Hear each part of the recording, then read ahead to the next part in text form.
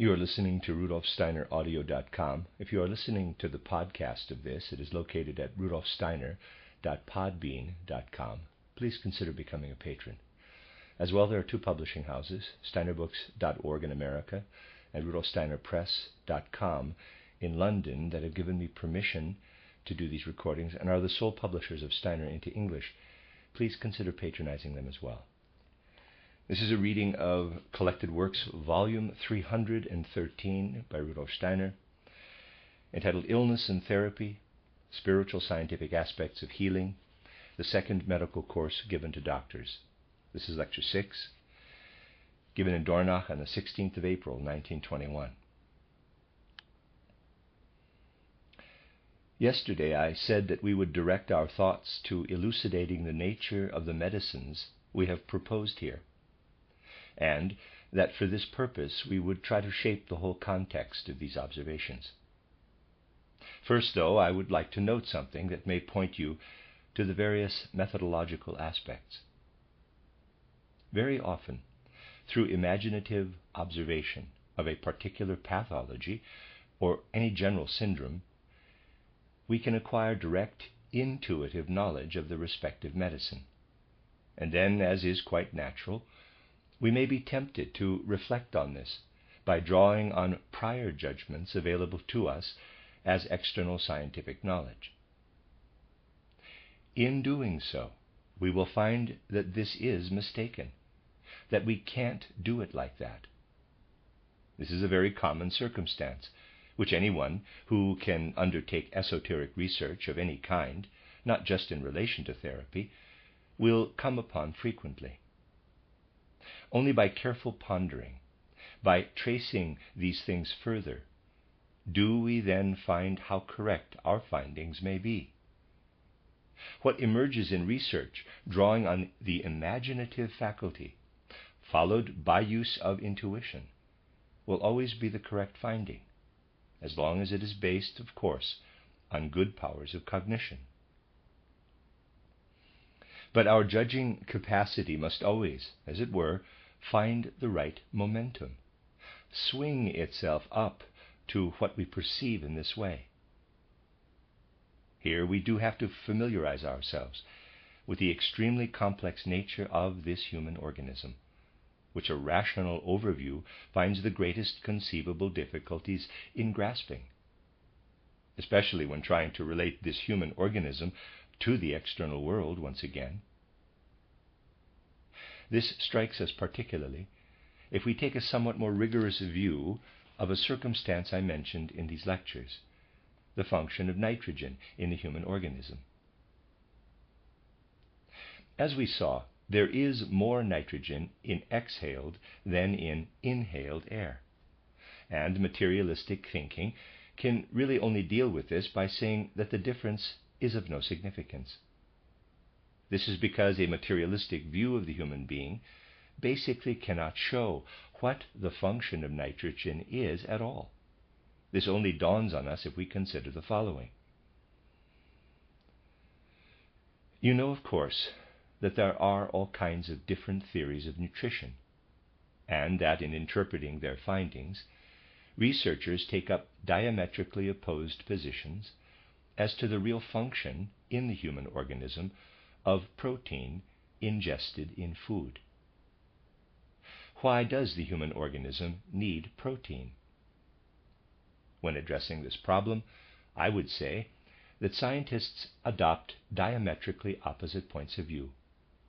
Some say that the whole structure of human protein organisms is constant, that, therefore, something constant, or relatively so, exists here, and that ingested protein undergoes rapid breakdown and really has little significance for the synthesizing, formative capacities of the protein in the human organism. Others, by contrast, assert something regarded as rather outmoded today, that the protein in us is continually broken down and continually recomposed from the ingested protein. Neither of these two theories, which surface in the most diverse forms, and which represent a kind of diametric opposition, are a true picture of what actually occurs. This is because they both regard protein simply as protein, without taking account of the whole human organism. In this human organism we find a contrast, firstly, between head development, thus the development of nerves and senses, and development arising from the system of limbs and metabolism. There is a diametric contrast here in human nature, which it is vital to consider. The graduated structure of the human being, so important for therapeutic considerations, cannot be understood at all without taking this into account.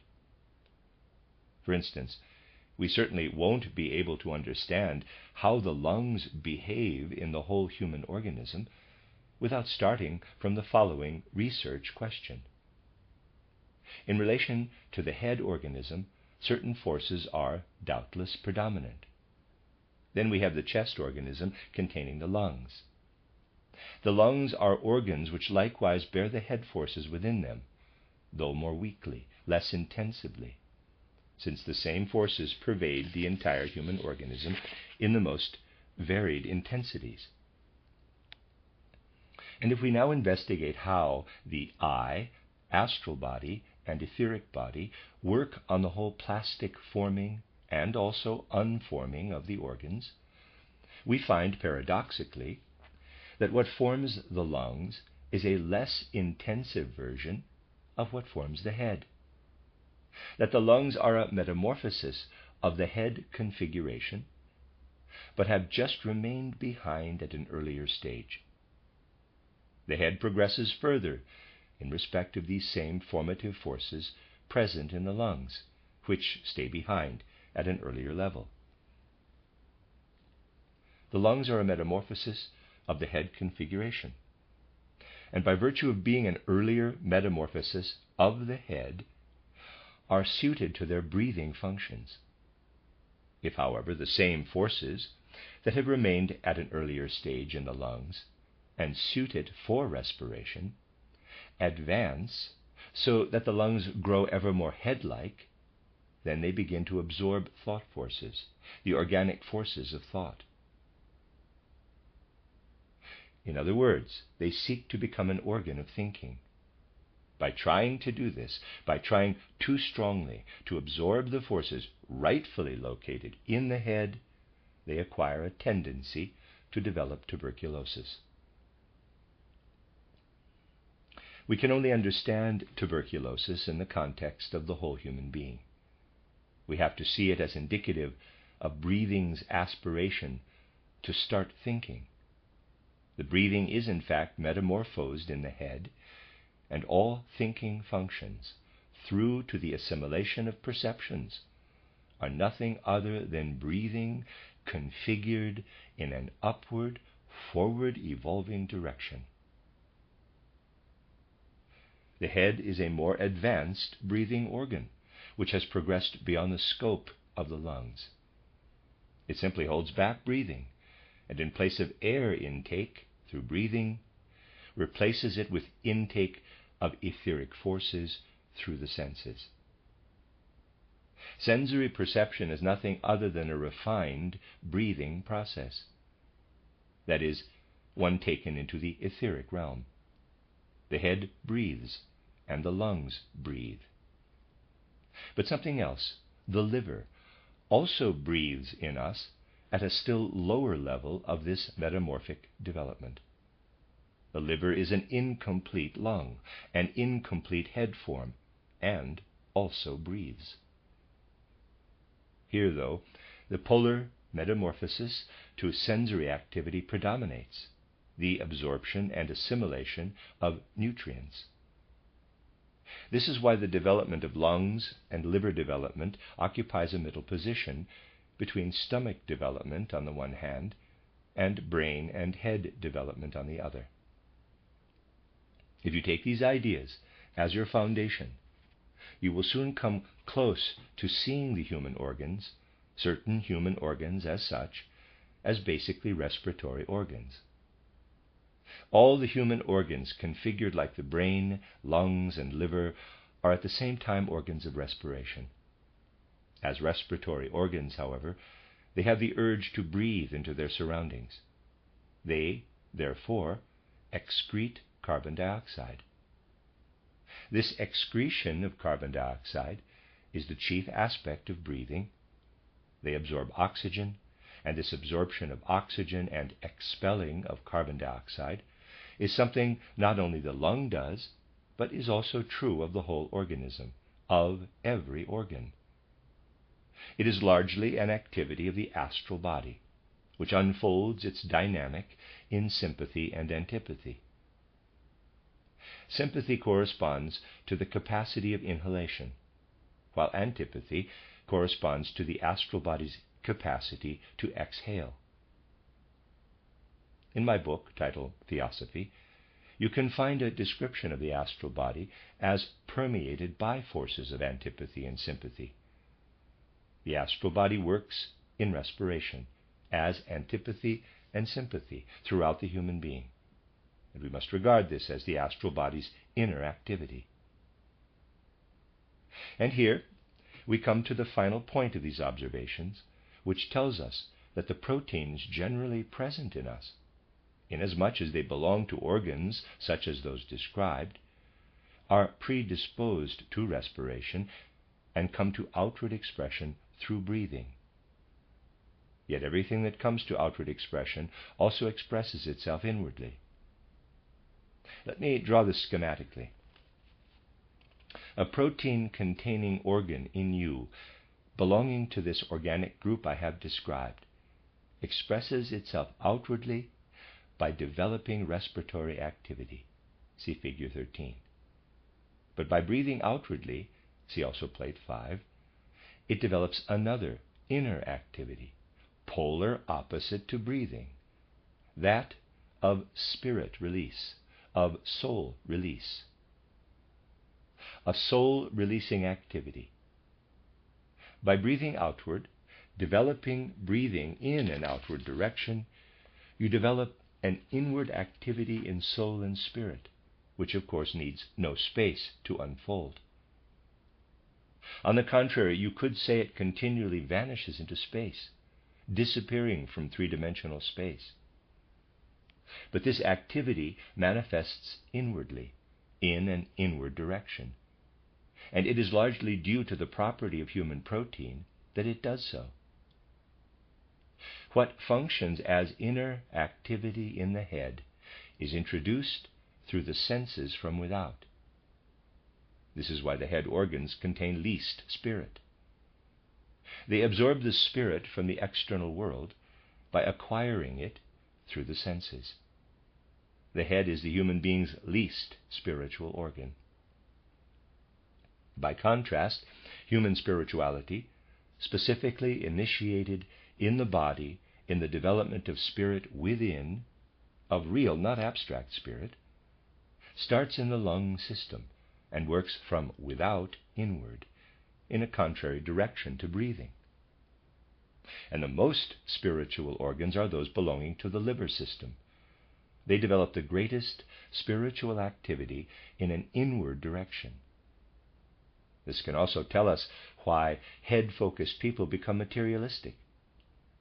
Since the head can only assimilate external spirituality, they are misled into believing that everything of a mental or spiritual nature is absorbed from the external sensory world. A full-blown intellectual will therefore always also be a materialist. The more of a thinker one is, a head thinker, the more one will tend to become a materialist. If we wrestle our way through to insight with our whole being, on the other hand, starting to become aware of how we think as a totality, with organs lying further back, then materialism ceases to find affirmation in our consciousness. The activity which comes to expression in breathing is also apparent externally in the elimination of carbon as carbon dioxide. But the accompanying activity of spiritualization, which unfolds in an inward direction, is connected with nitrogen. Once the nitrogen is expended, it is expelled, you see, for the purpose of spiritualization. The degree to which nitrogen is expelled is a measure of how much our organs are working inwardly toward spiritualization. From this you can gather that someone who does not credit the existence of spirituality will inevitably remain in the dark about the uptake of nitrogen in the human organism.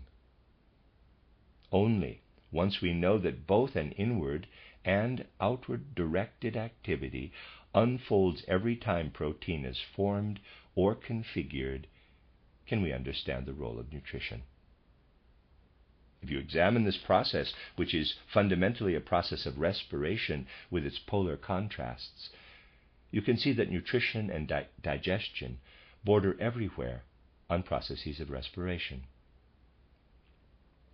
Wherever nutrition and digestion are at work, breathing and spiritualizing processes come toward them. In this spiritualizing process, thus in the other aspect of breathing, we find shaping and modeling forces at work in protein formation, everything that gives us form. And then you can also understand the following. This activity also very much indicates a reciprocal interplay of the astral body and the ether body.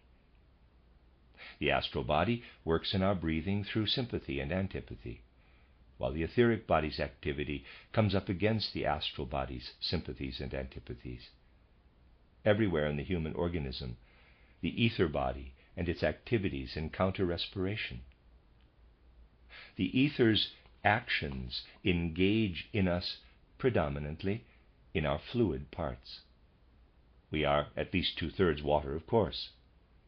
In this aqueous organism, where the etheric body is primarily active, the ether forces manifest physically. In the other organism, a gaseous one, implanted into us from the atmosphere, the forces of respiration come to expression. And so we can also regard what occurs between astral body and etheric body as a reciprocal interplay between water forces and air forces. This interplay of water and air forces continually takes place in us. Neither, of course, is entirely suppressed by the other.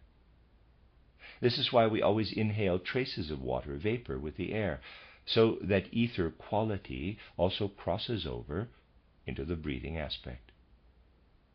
Likewise, respiratory activity crosses over into intrinsic organs of digestion and nutrition. Insofar as they are also formed of protein, they too breathe. You see, one aspect always crosses over into the other, so that one or the other activity always predominates in any particular organ. We can never describe these things in a one-sided way. If we regard a particular organ, say the lungs, as dedicated solely to respiration, we are mistaken. The other activity is always also present, although to a lesser extent. Nutrition primarily occurs through an activity developing in etheric fluidity and physical solidity. In other words, the primary aspect of nutritional and digestive activity is accomplished in a fluid, etheric, and solid physical realm, while the primary aspect of breathing activity occurs in the gaseous realm, and the primary aspect of eye activity, intrinsically spiritual activity, unfolds in diverse states of temperature in relation, of course, with this same eye.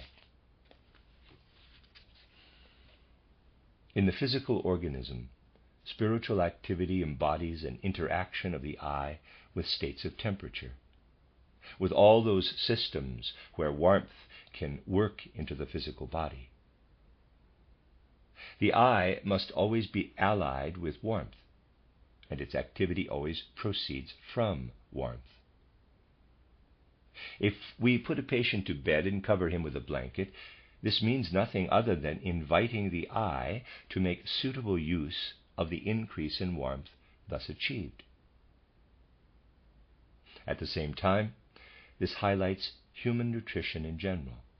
This is an interaction between tissue fluids, the aqueous domain, in which nutrition and elimination primarily occur, and our actual protein organism.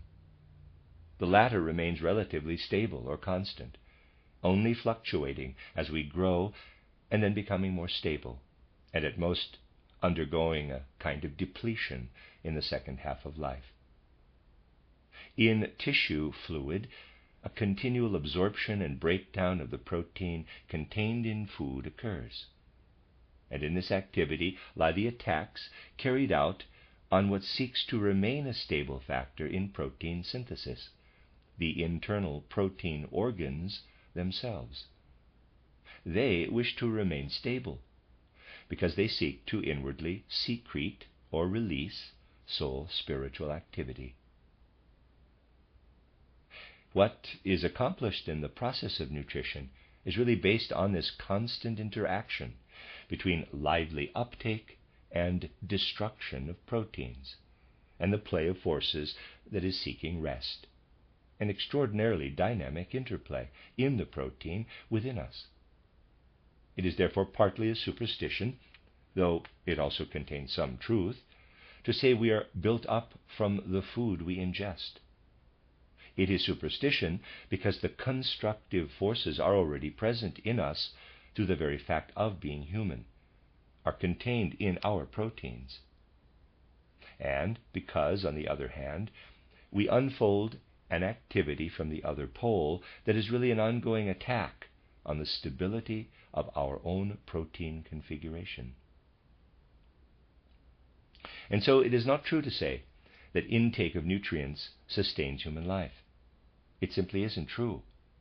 For it is equally true to say that life is sustained by ensuring the living interplay of forces in tissue fluid. If, therefore, you prepare dishes that stimulate this activity in tissue fluid, then you are sustaining life.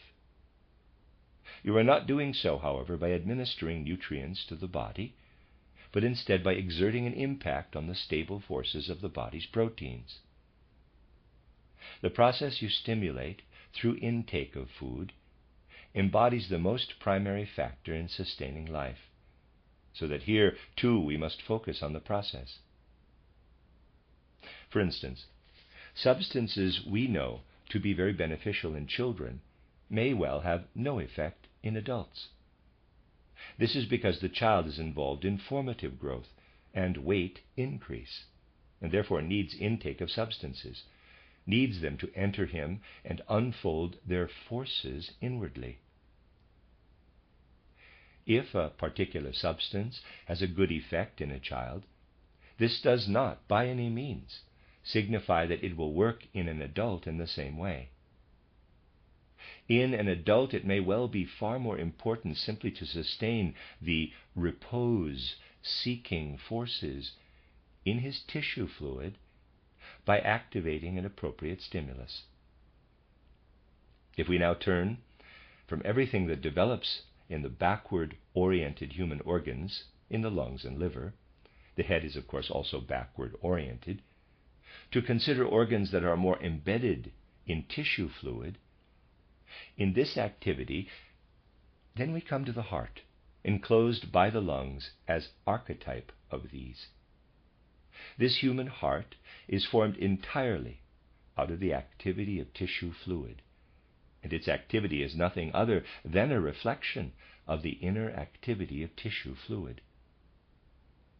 The heart is not a pump, as I have often remarked, but is more what I would call an instrument for reading or monitoring the activity of tissue fluid. The pumping actions of the heart do not cause blood circulation, but the circulation rather gives the heart its impetus. The heart has as little to do with the circulatory function in us as the thermometer has to do with producing external heat or cold. Just as a thermometer is nothing other than an instrument for recording heat and cold, so the heart is an instrument for recording our circulation and what flows into it from the blood's metabolic system. Here we have a golden rule we must faithfully observe if we wish to understand the human being. The modern scientific belief that the heart is a pump that drives blood through the blood vessels is the opposite of the truth. Those who subscribe to the heart as pump belief should, if they wish to be consistent, also declare their faith in the capacity of a thermometer to raise the temperature in a room. These two things are really one and the same. So you see the consequences of an outlook that ignores, by far, the most important aspect of the human being, the spirit and soul. It overlooks the motion-impelling, dynamic force in us, and instead bases everything on mere substance. This outlook seeks to derive from matter the forces which are really impressed upon it. It tries to impose on the heart capacities which, in fact, it only acquires through the dynamic play of forces informing it. And so we can say that the opposite of respiration and the release of spirit in us is embodied in the most advanced and highly organized form in heart activity and the organ of the heart. Here we find what can be called the polar metamorphosis to mere reconfiguration. If we examine the head, lung, and liver, we find various stages of reconfiguring metamorphosis. But as soon as we consider the heart in relation to the lungs, we have to speak of a polar metamorphosis. In other words, of the fact that the form of the heart is polar opposite to the lungs. And all the organs which develop in a more anterior position, including in most exemplary form the female uterus, are in turn reconfigured stages of cardiac development. I refer to the female uterus since there is also a male uterus, but this is only present as ether body in the man. The uterus is nothing other than a reconfigured heart. This approach is the starting point for developing insight into the human organization. Now, the fats and carbohydrates are what engage with this other activity, which you can say has its center or comes to rest in the motions of the heart. This is where these fats and carbohydrates exert their action. Of course, this extends over the whole body, for just as the whole body breathes and develops spirit, so on the other hand, it also deposits substance and elaborates functional systems of forces geared to combustion. This can cast a certain light, and at the same time illustrate how we always pass from true inner observation of the human organism to therapeutic considerations, on the condition that used to be called consumption and has only acquired other names based on theoretical thinking. The condition involves the fact that diverse influences contributing to this disorder, all basically the same in nature, divert the human being from a cosmic sphere and push him toward the earthly, to life in poor dwellings, and so forth. All the accounts we have relating to consumption or tuberculosis can be summed up as symptomatic of the fact that people are diverted away from the sun and the cosmos and impelled to lead a life that separates them from sun and cosmos.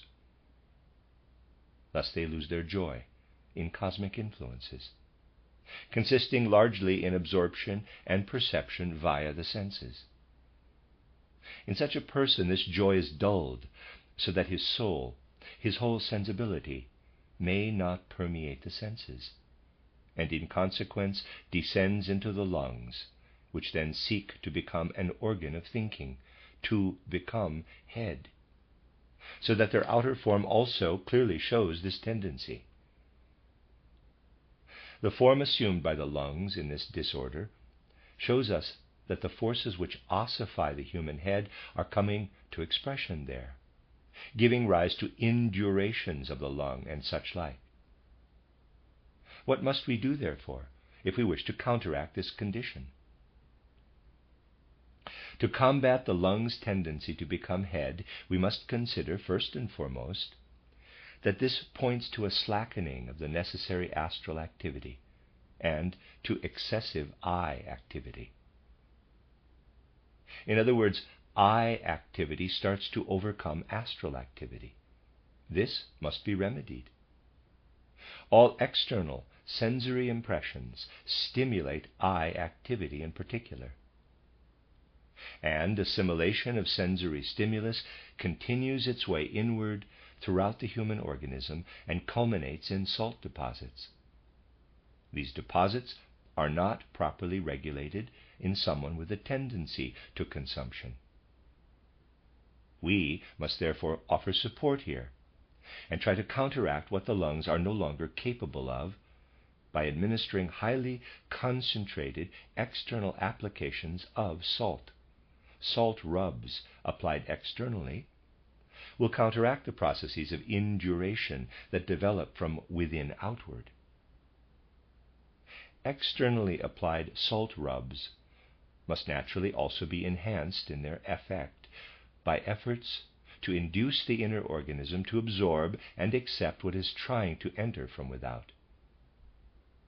One can also prescribe salt baths, highly concentrated salt baths, but one still has to induce the organism to really engage with this inwardly, or in other words, respond to it from within.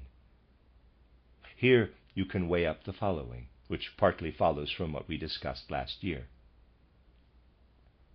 To stimulate the organism to develop from within an activity that responds to and regulates certain external organizing forces, we need to administer small doses, tending toward homeopathic dilutions, of mercury.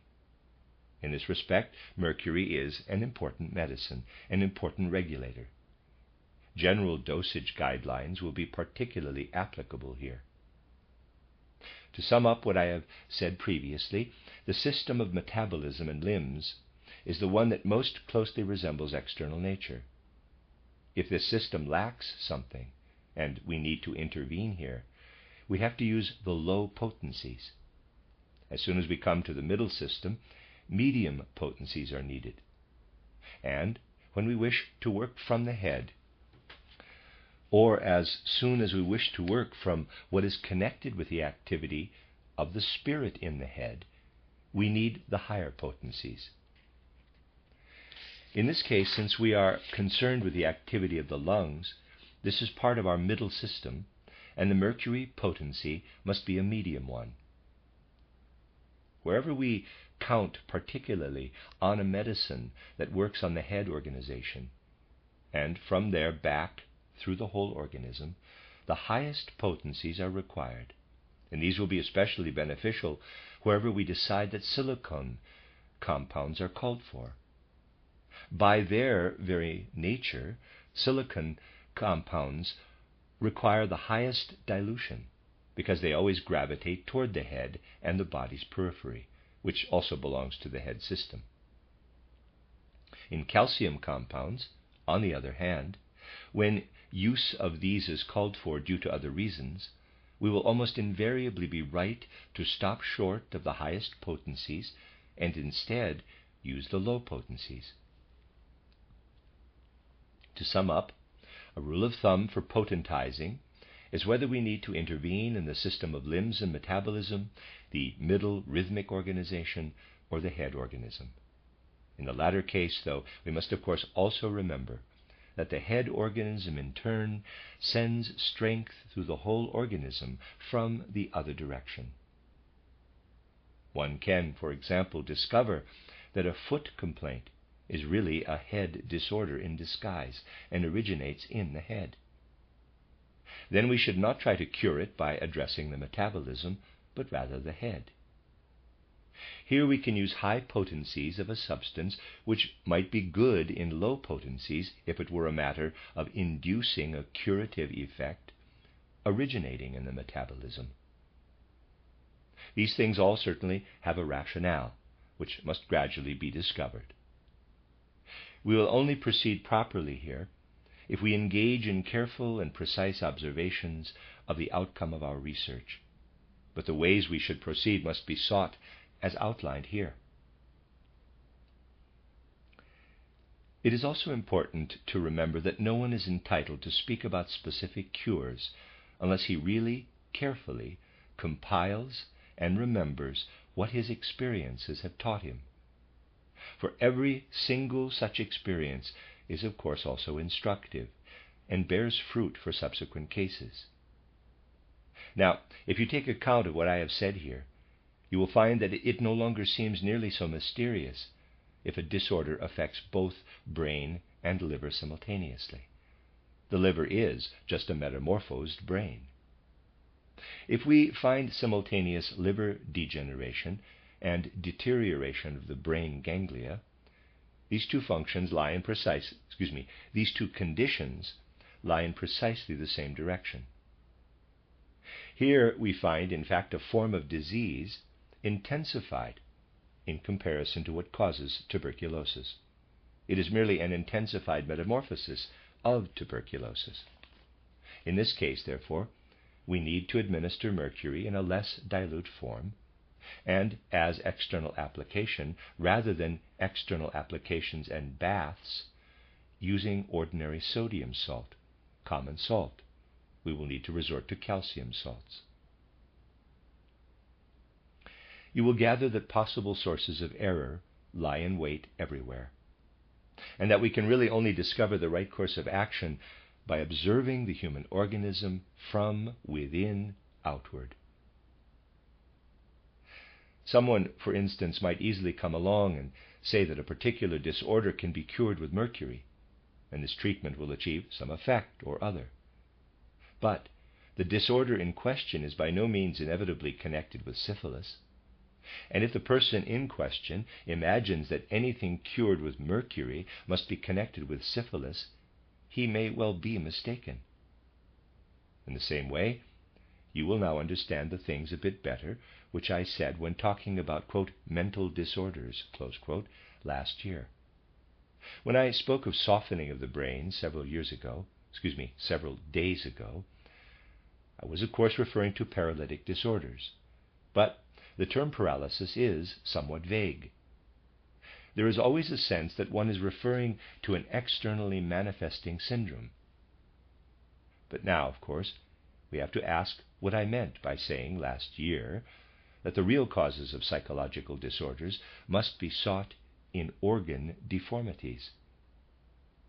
This is indeed true, and is true to such a degree that considering symptoms of mental disorder alone will not lead to any useful outcome. Nothing much will result. One can actually say that very similar psychological complexes can be traced back to very different causes. In so-called mentally ill patients, we always need to look for an organ deformity, some organ or other that is not functioning properly, and then we must ask why it isn't functioning. We will find it is because forces of stable protein synthesis, not the variable but the stable forces, have become defective. So there is something in the patient that continually seeks to destroy the original shape and structure of a particular organ. And for this reason, it does no good to focus too much on what is happening in the tissue fluids, and of course represents the other pole of metabolism. Thus, in starting from the symptoms, we won't get anywhere with what intrinsically belongs to metabolism. On the other hand, it will be extraordinarily important to seek insight into mental illnesses in eliminated substances. This will give us important reference points. It is extremely important to study the nature of eliminations in someone with mental illness. Last year I said that certain types of mental illness present as a compulsion to form imaginations and inspirations, and this is indeed what inner release of spirit signifies. If this kind of compulsion is present, this is basically because the organ has become damaged. If the organ is not defective but normally constituted, it does indeed develop imaginative capacity, but this remains unconscious. Once it has been damaged, it is no longer able to develop imagination properly. On the one hand, the organ is defective, and in consequence a compulsion to develop imagination arises. And on the other, the imagination remains unsecured by the organ, and therefore appears as hallucination, and so forth. We can see it like this. If we have an organ and the imaginations developing within it, see figure 14 below, which then radiate into the rest of the human organism and are perceived. Then if the organ is deformed, the developing imagination cannot unfold properly in its plasticity, and thus being abnormal, it impresses itself on conscious awareness. Then we find the patient has hallucinations and visions. On the other hand, the organ is not functioning properly, and this gives rise to the urgent desire for real imaginations. Such things become clear simply by gaining an insight in this way into their inner nature. We will end here and listen to Dr. Scheidegger's lecture. When we reconvene, we will address the questions that have been asked and also explain more about our medicines. The end of Lecture 6.